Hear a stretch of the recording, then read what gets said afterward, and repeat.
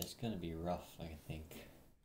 Recently revealed heart-wrenching insight into the horrific abuse he experienced as a child actor in the Quiet on Set documentary. Naturally, people came to his social media to express their deepest condolences and uplift him with positive support. He is now receiving millions of views on his posts, seeing a massive uptick in music streams, and even strategically entering new business endeavors after the boost in support from the documentary. However, just a few years ago, Drake was shunned by the entirety of social media. He was called a depraved predator after being found guilty for disseminating matter harmful to a juvenile. Most people wrote him off as a pedophile after these crimes came to light, but now after him detailing his own abuse, we have much more context and nuance to consider during Drake Bell's complicated comeback. Now, it's important to understand the information that Drake revealed during the Quiet on Set documentary first, as these unfortunate events did occur when Drake was just a child. This information just came to light a little over a month ago, and for the people that watched my Dan Schneider video, you already know this information and it's gonna seem repetitive, but it's incredibly relevant to this video. Drake Bell formed a bond with dialogue coach Brian Peck during the second season of Check this up in the video. We saw the before when things happened, right? And then we saw things that are happening right now, where he's talking about like he's a victim or whatever. And now this, I think it's like the Amanda Show. Peck, who has no relation to Drake's co-star Josh Peck, would invite Drake to his house for acting lessons. These lessons were supervised by Drake's father, Joe, who was told that Brian Peck was a skilled coach who could help Drake secure more acting opportunities. However, over time, Joe became uncomfortable with their relationship. And unfortunately, I started seeing Brian start to just hang around Drake too much. And it didn't set well with me. Drake would be in the dressing room or something, and in would pop Brian, and just touch Drake. You know, do things that, wait a second, what are you doing? Drake can put that on himself. And the thing is, this is in front of people. Joe claims that while his son was in the dressing room, Brian would touch Drake in front of others in ways that made him question Brian's intentions. Joe expressed his concerns with the production personnel and said he was uncomfortable with Brian, only to be called homophobic because of Brian's sexual orientation. Therefore, Joe backed off. Once this got back to Brian, he manipulated Drake into severing ties with his father/manager, suggesting that Joe was sabotaging Drake's career. Peck subsequently integrated himself into multiple areas of Bell's life and became a father figure for the young actor. Eventually, Peck convinces Drake's mother to let him stay at his house during auditions. Then when Drake slept on Brian's couch, the sexual assault started. I was sleeping on the couch where I would usually sleep, and I woke up to him. I just opened my eyes, I woke up, and he was sexually assaulting me. Why don't you think of the worst stuff that someone can do to somebody as a sexual assault? And that'll answer your question. Drake wouldn't tell anyone for several months. The abuse persisted until Drake began spending more time at a girlfriend's house. One day, when he was supposed to meet with Brian, Drake said he didn't want to hang out. Brian then started calling his phone nonstop. When Drake failed to answer, Brian obsessively started calling his girlfriend's house, which is when the girlfriend's mother suspected something was wrong and took Drake to her family therapist. He later detailed the abuse to his own mother, who called the police. I had to be excruciatingly detailed about every single thing and time that it had happened with two absolute strangers. The worst part was I had to make a phone call to Brian and get him to admit what he'd done. The police monitored a wired phone call with Brian, who broke into a full-on confession that led to his arrest. The investigation was conducted privately, and Bell remained unidentified to the public for several years due to his age at the time. During Brian Peck's trial, numerous prominent figures in the entertainment industry wrote letters of support vouching for his character. Many of them were people that Drake trusted and respected. Brian Peck was convicted of child molestation in 2004, pleading no contest to a charge of oral copulation with a minor under 16 and a charge of performing a lewd act with a 14 or 15-year-old. He spent only 16 months in prison and was mandated to register as a sex offender, a mere slap on the wrist for such a horrible crime. But Drake remained strong and would go on to star in his own buddy comedy sitcom Drake and Josh, which is what all of us know and love him for today. After the show ended in 2006, Drake Bell seemed to disappear from the spotlight, and that's partially due to the terrible car accident that Drake was in that almost cost him his life. I know if I suffered injuries that bad, I would be searching for a good lawyer. Your injury could be worth millions, and Morgan & Morgan doesn't settle for any lowballs. In the past couple of months, they saw verdicts of $12 million in Florida, 34 times the highest insurance offer, 26 million biggest one clicks and work over his work over the years doing voice, or click the link.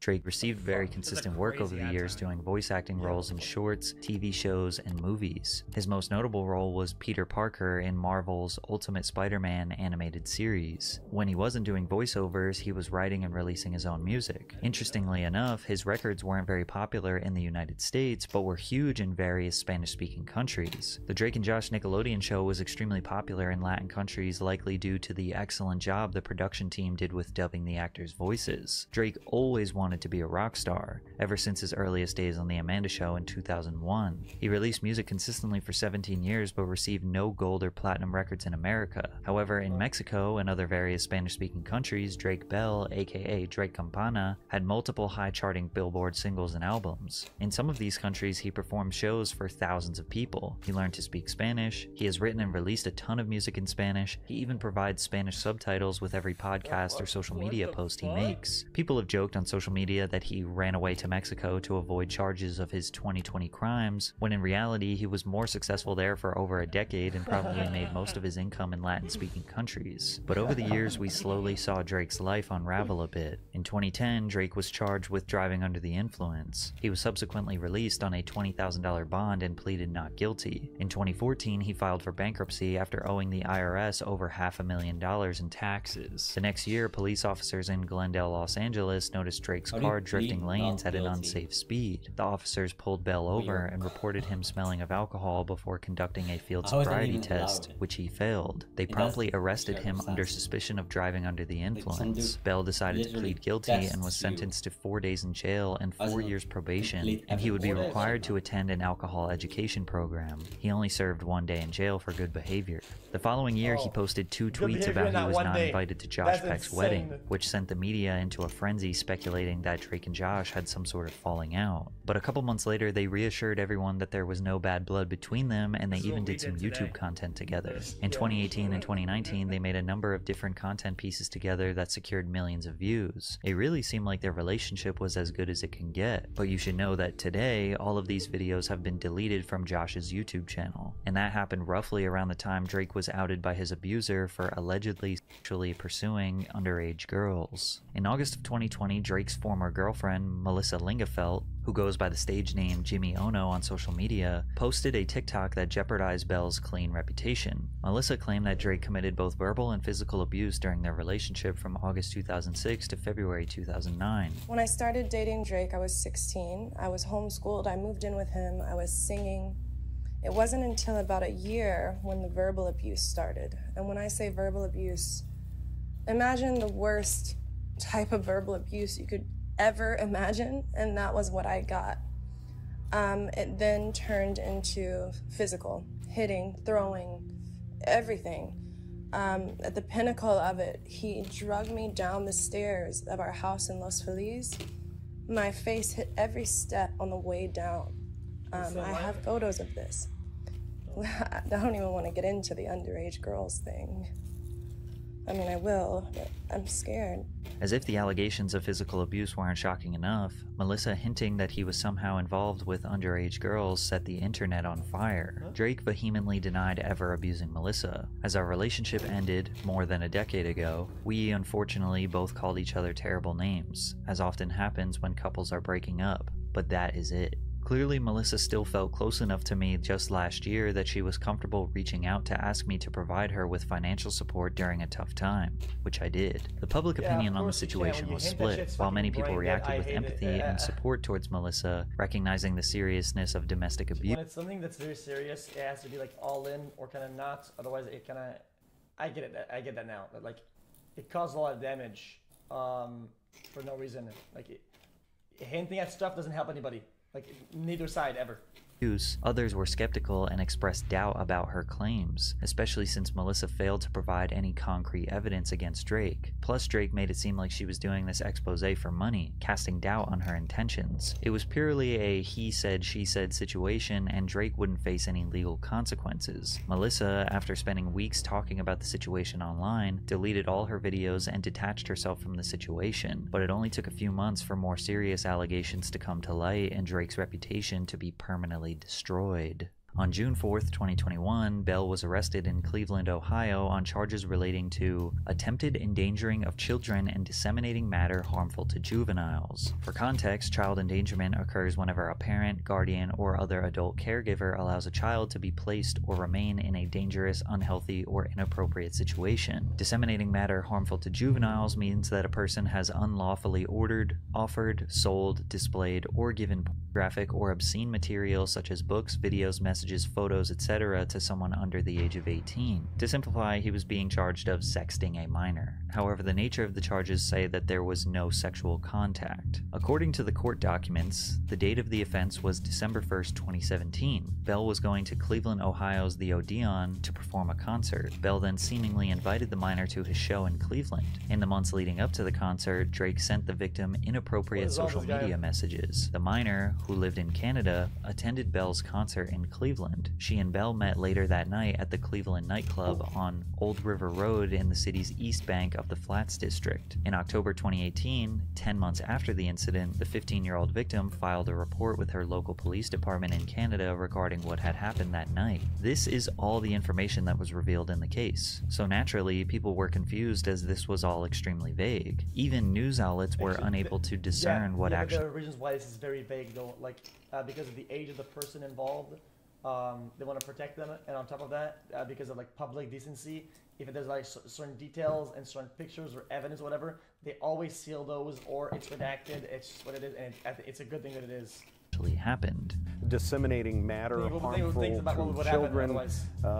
We don't have information on exactly what that is, but you can imagine relationship between a 15-year-old girl and a 34-year-old man will let you draw your own conclusions. Then his ex Melissa, who accused him of abuse on TikTok 1 year prior, did an exclusive interview with the Daily Beast where she claimed that she observed Bell's inappropriate behavior with minors firsthand. What he's being arrested for right now is a prime example of what I would witness: him having inappropriate conversations online with underage girls. Melissa said, "I saw really questionable, crazy stuff on his computer. The stuff he'd be looking at was effing insane." These statements, combined with the extremely vague court case details, fueled the narrative that Drake was a pedophile. Now, it's important to consider that as soon as the victim reported Drake in October of 2018, Canadian authorities and Cleveland authorities promptly started... Yeah, when it's processed legally, I get that things are redacted and aren't showed, but people that do know, and I don't want to be so vague about this because they're going to get sued over it, but even then, like, if it came down to it and they had to prove it to not get defamation, they probably would be able to. So an investigation. This investigation lasted 18 months, gathering all the evidence, photos, screenshots, and multiple statements from the victim to build a case against Bell. They even gained access to Drake's Instagram, Snapchat, laptops, everything they could. We don't technically know what they found, but whatever it was enough to cause Drake to enter a plea deal instead of going to trial. And on June 23rd, 2021, he pled guilty to attempted child endangerment. So remember, all the details regarding his case were extremely vague, and then on top of that, he pleads guilty. So now everyone in the public is just extra convinced that he is a pedophile. But it somehow got even worse. Drake's sentencing was conducted over Zoom and then posted on YouTube. During this sentencing, the victim made an impact statement, which is essentially their opportunity to talk directly to the defendant and the judge to express their thoughts and emotions about the crime. This was the very first time anyone had heard the details of the alleged crimes that took place. But during the impact statement, the victim brought up countless new allegations and statements that were never presented during the investigation, which shocked Drake, the defense, and even the judge. Remember, Drake was already pleading guilty to basically sexting, but since he was pleading guilty, the public assumed that everything the victim was saying here was part of the case, but it was not. I started off as a fan of him. Everyone who knew me as a child knew that he was a hero to me. I would have done anything for him. When I was 11, I learned that my aunt had a mutual friend who knew the defendant. That led to my aunt taking me to meet. I gotta pause. People are saying like, oh, he's not weird or he's not whatever. Yo, don't defend this motherfucker, okay? This person wasn't just fucking accused or whatever. He was convicted or whatever. They didn't need to take a plea deal out of this. Like, it takes the burden of proof is still pretty heavy for this to go to the fucking finish line. Like, what the fuck are you? Like, are you dumb? meet him for the first time in 2014 when I was 12. From the time I was 12 to 15, my aunt took me to meet him and spend time with him many times. After I met him for the first time, he started speaking to me more frequently online. When I was 13, I went to him for boy advice. He told me that I was beautiful and that boys were stupid. He then sent me a photo of myself that he had screen capped from my Instagram, telling me that I was, quote, such a cutie. He saved that photo of me onto his phone. Another instance of creepy behavior happened when I was spending time with him at the age of 14. He told me that he couldn't believe how much I'd grown since he last saw me. He said that I wasn't little anymore, and I was, quote, a woman now. But at 15, he started sending me messages about how, quote, hot I was. In the summer of 2017, I messaged him, telling him that I was going to see him in concert in the following months. He replied by telling me that he couldn't wait to see me. He also asked me, quote, how old are you now? I told him 15. He then told me to, quote, hurry up. Not too long after that, his messages to me became blatantly sexual. Aside from Cleveland, the only other time that the defendant sexually assaulted me was in October of 2017. It happened in Illinois in the middle of the night. He digitally penetrated me in the back seat of my aunt's car while she was driving him to a friend's house. This eventually led to many months of inappropriate messages and photos being exchanged over Instagram and Snapchat. The photos exchanged included photos of my body and photos of his. Guys, the digits are your fingers. The digits. What do you call it? It's called digits. Fucking oh my god, I think I'm losing my shit. I'm losing my shit. His body and his genitals. He would tell me how badly he wanted to penetrate me vaginally. On December 1st, 2017, my aunt took me to the Odeon Concert Club to watch him perform. That night, the defendant took me backstage to be alone with him. He started kissing me, and the night ended in him having me perform oral sex on him twice. The next incident happened on December 2nd. Okay, this guy's dumb, okay?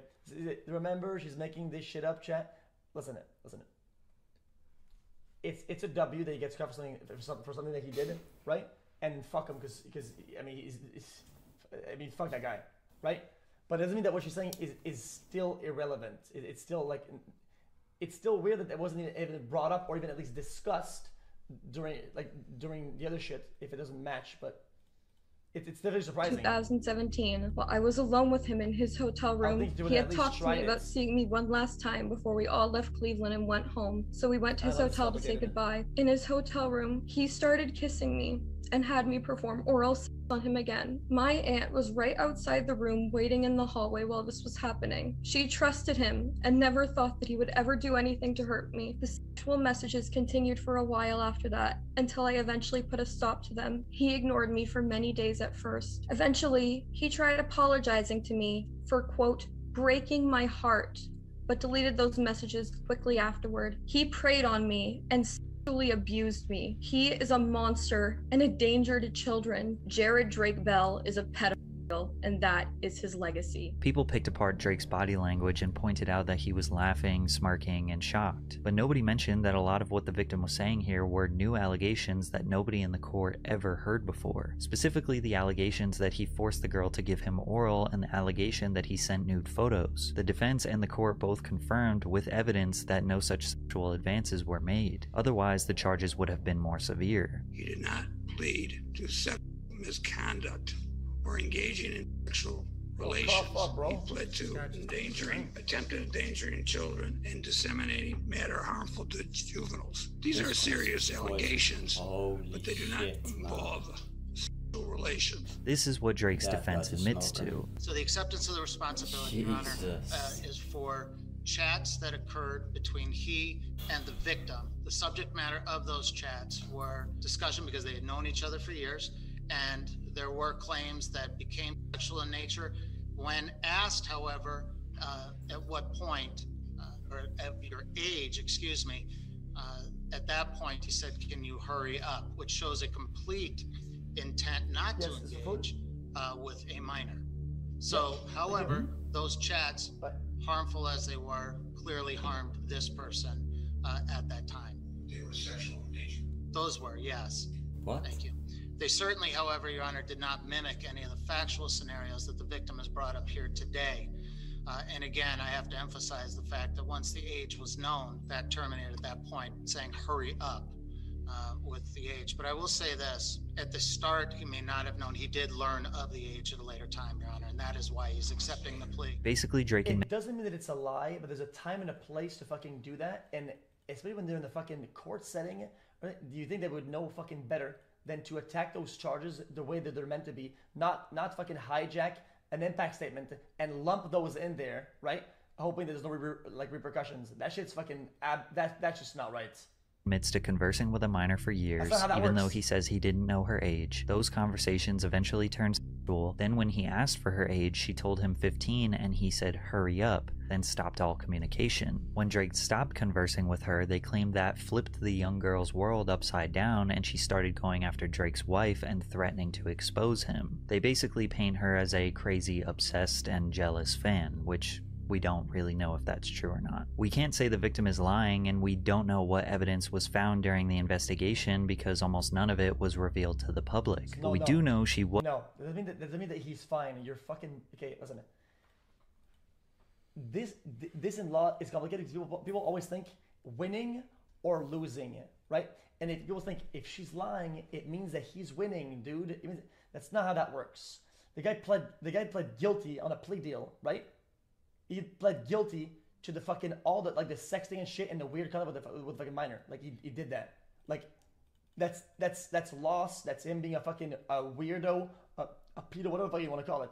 Yeah, but what doesn't make what she's doing at the end like proper or like informed. Was bringing up new allegations in her impact statement that she did not formally bring up during the 18-month investigation. Therefore, they cannot be legally considered during sentencing. It's up for you to decide if she was just an obsessed fan that was jealous and trying to ruin his reputation, or if she is actually a victim of a corrupt legal system. Bell was sentenced to 2 years probation, 200 hours of community service in California, and cannot have any contact with the victim. He was not required to register as a sex offender. At the time, the public looked at Drake as a pedophile who got off with a slap on the wrist. Drake tried countless times to proclaim his innocence, but it didn't work. They claimed he fled to Mexico to avoid punishment when we established before that his career had always thrived in Mexico. Shortly after the sentencing, Josh Peck went on multiple podcasts claiming that him and Drake were never friends, and that they didn't really know each other off set. They were just co-workers who went their separate ways. And when I did my own research into the story, it seemed like a bold-faced lie, and Josh was trying to separate himself from Drake to avoid backlash. From there, Drake's life began spiraling out of... Guys, I think people would be reasonable. People aren't reasonable in general, in public. They would be reasonable enough to say that, like, even if you spent, like, 15 years with somebody, and then they spend 5 years on their own, their actions is like, okay, well, I mean, that's their actions. I'm not... How does that reflect back onto me? It doesn't.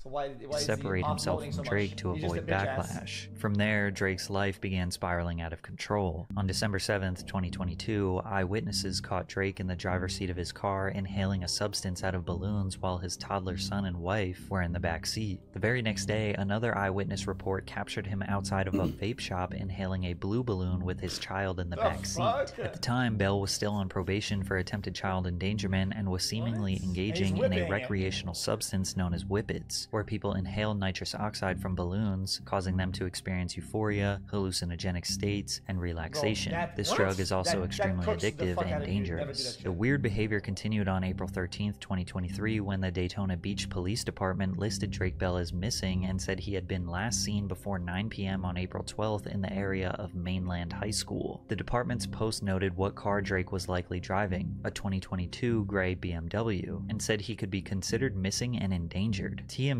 obtained a 911 call where someone from Orlando PD explained why police were deeply concerned for Bell's well-being. Basically, there is a celebrity who had a falling out with his wife.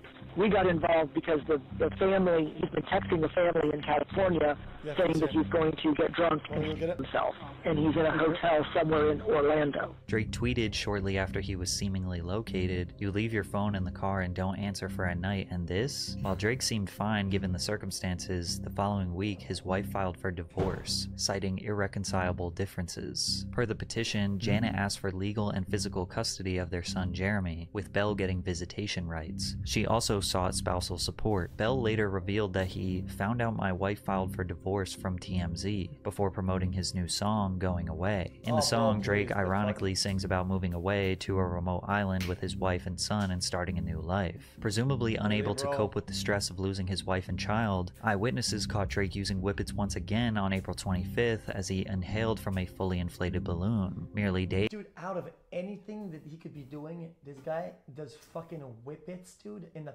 parking lot? What the fuck is going on? Inhaled from a fully inflated balloon, merely days after the media publicized his divorce. When paparazzi asked him about it, this was his response. There's some photos that surfaced of you with red balloons. What do you think? What do you gotta say about that? Those balloons? Yeah, tinted windows. It is what it is. We'll figure it out. What? What do you gotta say about that? Those balloons? It is what it is. We'll figure it out. Everything's good? Yeah, everything's fantastic, man. Drake Bell was at the lowest point of his life. Drugs had taken over and he had nowhere left to turn but rehab. However, rehab changed his life more than he anticipated as he began to open up about his childhood abuse. But when I got into rehab, it was a really intense facility. And I went through a lot of grief counseling and trauma therapy and group therapy and one-on-one. I mean, it was all day. And I was unearthing all of these things that I never talked about. Not only never talked about with strangers, but even with people I was close to, had never gotten that deep about things that I've experienced and things that have happened. And I was around so many people who, for the first time, had similar stories or incredible trauma in their lives and were opening up and sharing, and that was the first time that I really felt like I was in an environment that was comfortable enough to share and felt comfortable enough around people that weren't going to judge and that really just wanted to see you get better. Shortly after he got out of rehab, he was approached again by the producers of the Quiet on Set documentary, and he decided to share his story with the world. After hearing about Drake's abuse, the public did a 180 shift on him. His comment sections went from calling him a pedophile to sharing love, condolences, and positivity. People all of a sudden were empathetic. Some even used his past as an excuse for him allegedly engaging in inappropriate behavior with minors. They said things like Bell was a— This is so hard. The reason why I say it's hard is that I don't even know what is how do you even compartmentalize this, right, in a way that it makes sense. Like, do these people even know what happened? Maybe these people like don't know about the stuff and they're coming in, they see. There are people who like normal 9 to 5 people, they don't know about anything. They suddenly on their TikToks like, oh, this happened to this guy, oh, I feel bad, whatever. It's just really kind of normal. It's like, it's not that I'm trying to defend somebody's behavior, but you can't assume that everybody knows everything about everybody's life when they see something and they comment. Like, they look, they click, they comment, they move on. They don't go like, oh, this happened. I wonder if this is going to be a good take considering his current standings. Let me look at his current standings on the internet. I mean, that's, dude, part of the cycle of abuse and couldn't control what was happening to him. It's true that childhood abuse can have profound psychological effects on survivors, including trauma, depression, and PTSD. Children who grow up suffering abuse may learn abusive behavior as a means of coping or as a model for how relationships function. Approximately 1/3 of all individuals who are abused in childhood will become abusers themselves, according to a study funded by the National Institute of Justice. A survivor of childhood sexual abuse may try to undo that abuse by taking back power. Someone who has been abused can play the role of the more powerful person in the relationship in an attempt to overcome the powerlessness they felt. One day after the Quiet on Set documentary released, Drake released a song and music video called I Kind of Relate. The song starts off with the lyrics, I found beauty in my pain, I'm running away from the abuse and all the shame, because no one comes to my house anymore, no one knocks on my door. These lyrics are complemented with a visual of him as a child entering his on-set trailer with a grown man who likely represents Brian Peck, his abuser. Then the track quickly transitions to his infamous 2006 car crash, where 19-year-old Drake Bell was stopped at a red light and a driver fell asleep at the wheel going 60 miles per hour, then crashed into his 1966 Mustang head-on. Bell broke his jaw in 3 places, fractured his neck, and lost a bunch of teeth. The song continues, I lost my path so long ago. In 2008, I found love in Mexico, because no one wants to hear me in the States, so I'm running away. However, Bell releasing this music video after the documentary made some people think he was being disingenuous, that he was essentially capitalizing off the publicity to sell a record. Others pointed out that he has been writing about the abuse in his music for years, like in his 2006 song In the End, where he wrote, the monsters in your head have left you all to yourself. 2006 song In the End, where he wrote, "The monsters in your head have left you all to yourself. It's alright if ugly little things remind you of how it felt. Another day no one tells you what it means, what's in your way and poisoning your dreams, the darkest place that you've ever been." Or in his 2020 track, What Is Wrong? "Well, I wish I was a kid again, I would laugh and play like we did back then. Would I be afraid of all the monsters who just left me here in these abandoned rooms?" We all know that artists write music based on their real life experiences, and this is Drake Bell's story to tell. Did he pre-plan this song and video to drop at the same time this documentary came out for strategic business purposes? He absolutely did. But it's pretty safe to assume that Drake would 100 out of 100 times choose to not have experienced this horrific trauma. He would have rather had a normal childhood. And if the tiny benefit is that he can make a song about his pain, then so be it. You could also argue that all the people who didn't want to hear his story until he came out about his own abuse are more disingenuous. Plus, the people that made the documentary are profiting off his story. Every YouTuber and TikToker and Twitch streamer talking about it are making money from it. That does not diminish or devalue the seriousness of his experience. From there, enraged fans began... Ooh, tough take. I'm not going to defend myself because I'm watching the video right now, but I think an intentional timing and an intentional capitalization of something, right, isn't the same as like doing something out of habit. If the guy releases a song every 2 weeks as a pattern, and then something happens and he releases a song and he takes that timing, right? They can say, yeah, I mean, it's whatever. I mean, he's not really capitalizing off the fucking story or whatever. He's not like using it, right? But I don't think he was doing that. Like, he definitely used the timing. Like, you can't compare this to like people reacting to a video, like the people are using the timing. Like, hey, brother, you're just and attacking his co-star Josh Peck, bombarding his comment section with hate, calling him an... I watch these videos every time he posts them, all the time. Every time that I see a video from Patrick CC, I watch it. I have the pattern of doing that. Therefore, if there's a lot of heat coming on, can't say you're only watching it because it has a lot of heat and blah, blah, blah. No, I always watch them anyway. Accomplice and placing blame on him for Drake's abuse. They just somehow believe that Josh was complicit or aware of Drake's situation. Josh did make a statement on Instagram that he reached out to Drake privately and showed his support for the survivors that spoke out. Drake even asked supporters to take it easy on Josh. But he has reached out to talk with me and help me work through this, and has been really, really great. So I just wanted to let you guys know that and to take it a little easy on him. Drake asking people to give Josh grace is especially profound considering Josh threw him under the bus when Drake's allegations came to light. But Josh wasn't the only one receiving attacks. Fans went as far as attacking both of Drake's previous accusers, sending them threats and claiming that they were liars trying to use Bell for publicity. After Quiet on Set, many die-hard Drake Bell fans seem to think that he is 100% innocent, but the reality is that two things can be true at the same time. Drake can be a victim and a predator. It's okay to be empathetic and understanding towards Drake the child while also holding Drake the adult accountable for previous actions. Understanding all the context in this type of situation is important to prevent it from happening again. Nothing is ever black and white in this world, so you have to use all of this information given in the video to determine who you think Drake Bell truly is. I don't really give a fuck about all the good and all the hurt that was like, kind of done to him.